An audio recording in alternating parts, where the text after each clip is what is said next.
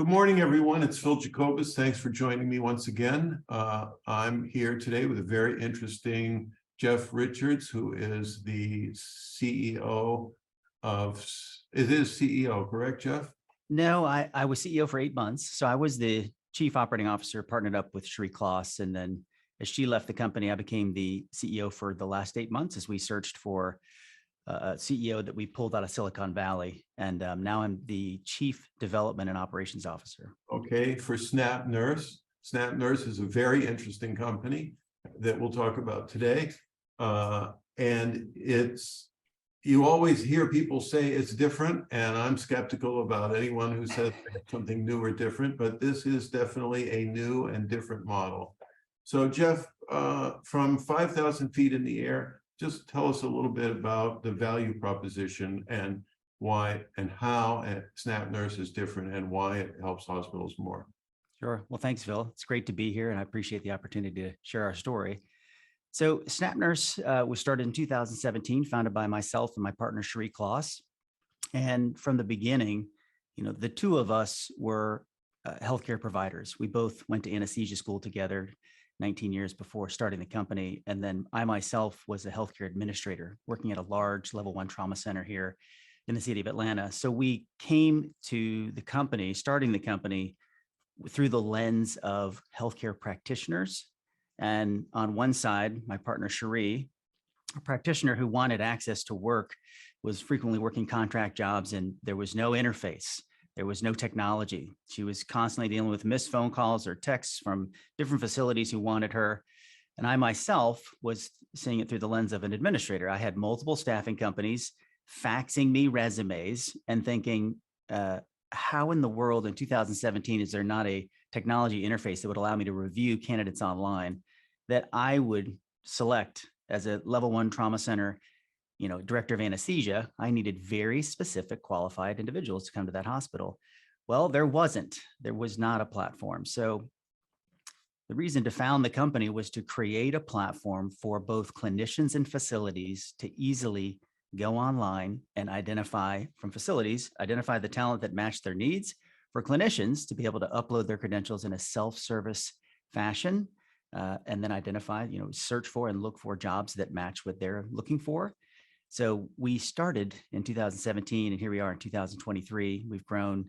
We're one of the fastest growing companies in America. We were ranked number 2 on the Inc. 5000 list overall and number 1 in healthcare. So we've certainly, in a 5.5-year period, shown that the market wants what we have, which I think does make it new and different and special, primarily because there was a demand that was unmet, and we've met that demand and continue to innovate from there.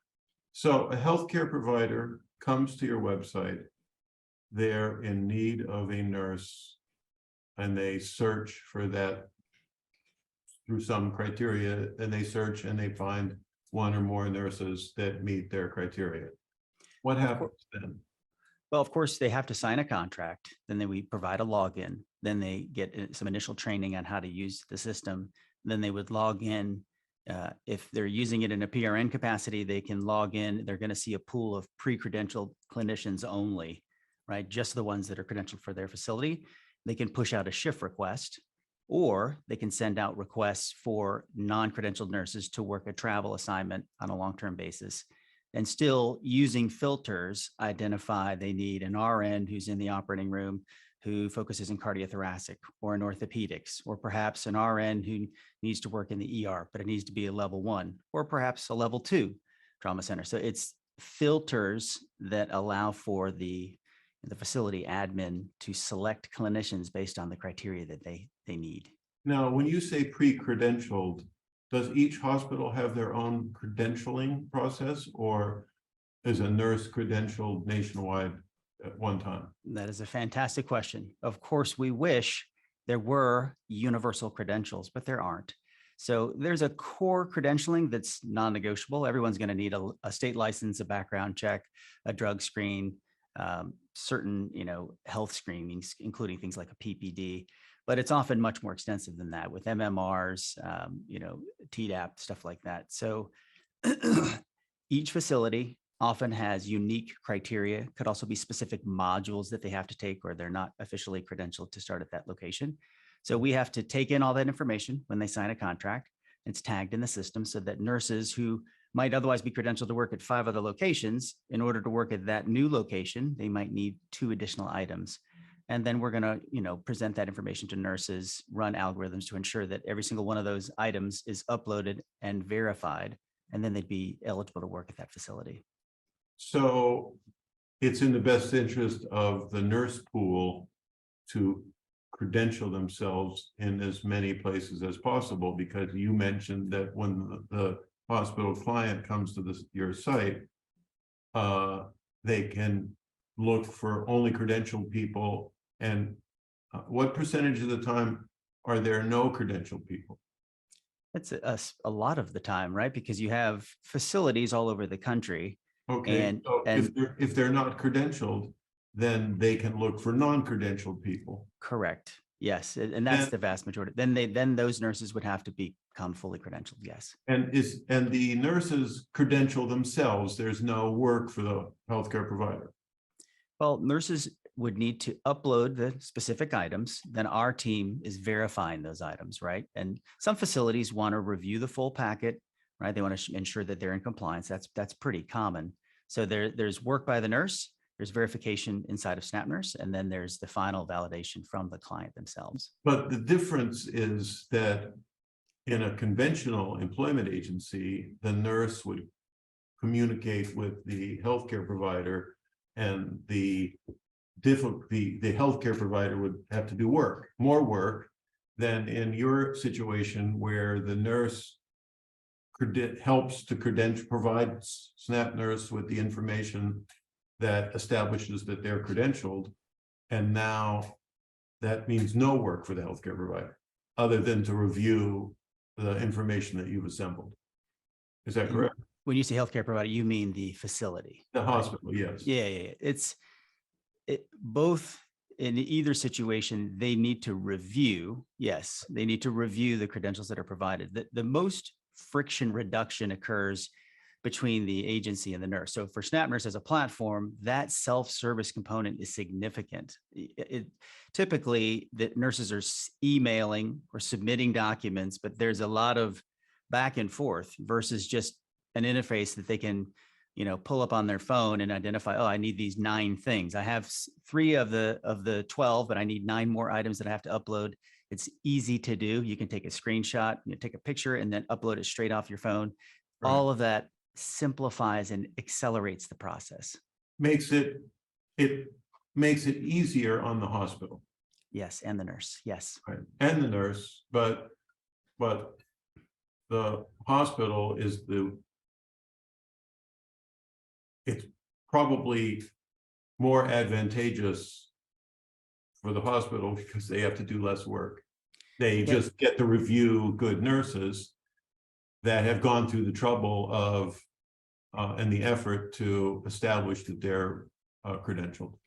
Yeah, I think one of the most helpful aspects to the hospital is that there's an interface for them that allows them to go back at any time to get those electronically archived credentials of those individuals, even after they no longer work there.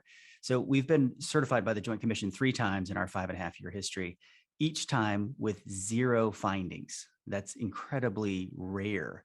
Yeah. And the first time was done when we were still in our first year of business. So we were very much a startup, and still the method by which we were ingesting the credentials from the nurse and then archiving them online was best in class, even in 2018. And as of now, I've had the opportunity to be invited to be part of the advisory council, because there's a recognition of the method by which we're storing the credentials and making it easy for the facilities to access them at any time, because hospitals get inspections by either Joint Commission or Medicare and Medicaid or the state health departments, and having access to very organized, compliant credentials that verify that at that time of employment, every single aspect of the file was in compliance. It's extremely important. Whom within the hospital typically is utilizes the platform? Is it IT? Is it human resources? Is it the department manager? Who normally is your user? Yeah, so the user is often at the supplemental staffing office level, which can be housed in HR. It can be a nursing division that manages it. We're often, selling and getting contracts signed by a CNO or even a CHRO, but there's usually an operator at that, supplemental staffing level, right? Often in HR, or they're like a shadow to HR because they're just the contingent labor. Although those offices have grown much larger since COVID because there's such a high use of contingent staff now. Right. Now, and I also think, if I remember correctly, you pay the nurses pretty much on a daily basis, and We then do. you invoice the hospital. That's correct. So we've created a cash crunch for ourselves, but it's such a delighter for the nurses. And we started the company with same day pay. That was our, to mirror and mimic the best practices that we saw in gig economy companies outside of healthcare, and knew that it would be desirable. We didn't recognize how popular it would be, but that is a founding feature of the platform to pay nurses daily. And then of course we invoice hospitals on, 30, 60, 90-day pay terms. Yes, good luck with that. So what do you think is going to happen to conventional, I'm going to call them employment agencies?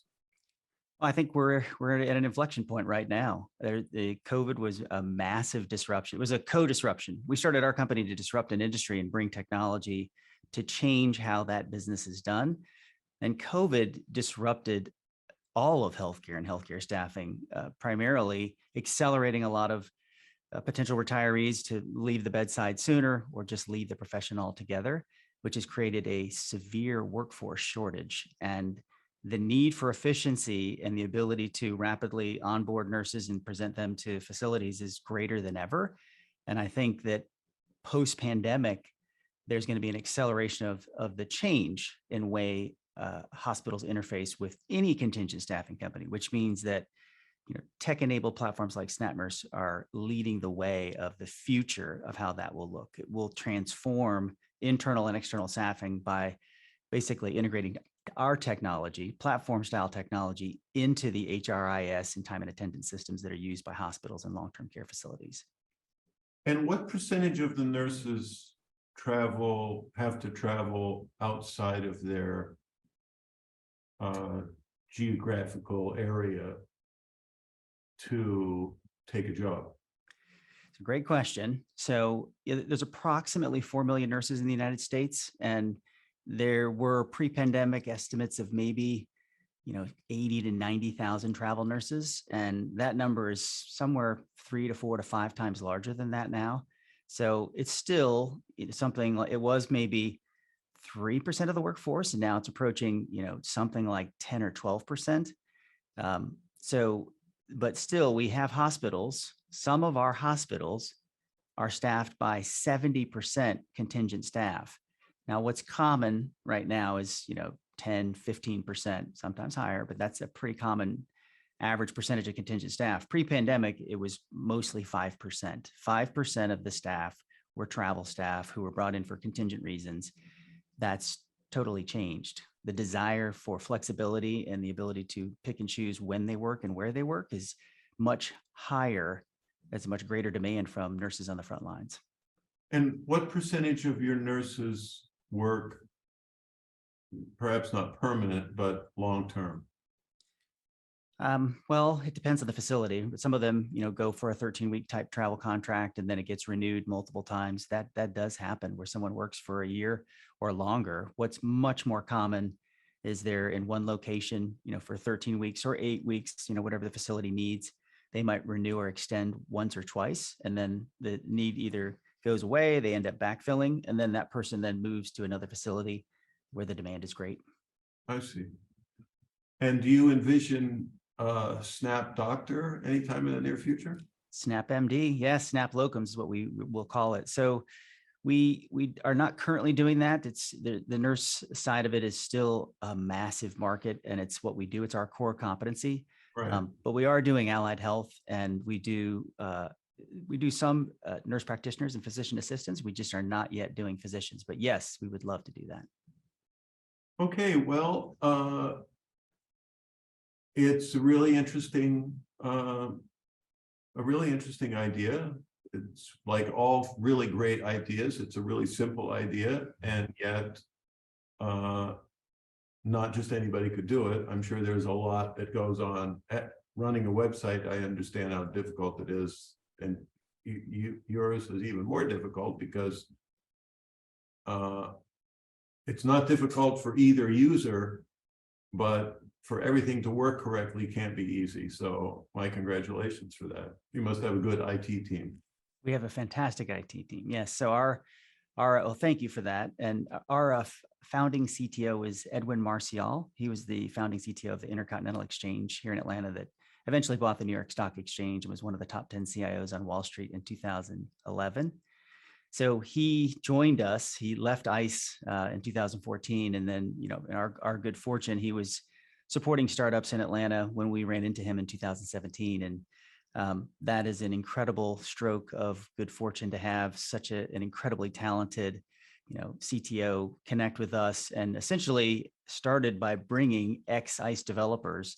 And that led us to David Burton, who was our lead developer and now our current CTO, who worked at ICE for over a decade himself and brought in other developers from ICE that are part of our core tech team. So that is part of our story for sure. Well, hats off to you. Congratulations. And you're providing an excellent service that you came up with a great idea. So once again, congratulations and thanks for joining us. And I hope you'll come back in a year or two and tell us how things are going. I sure will. Thanks, Phil.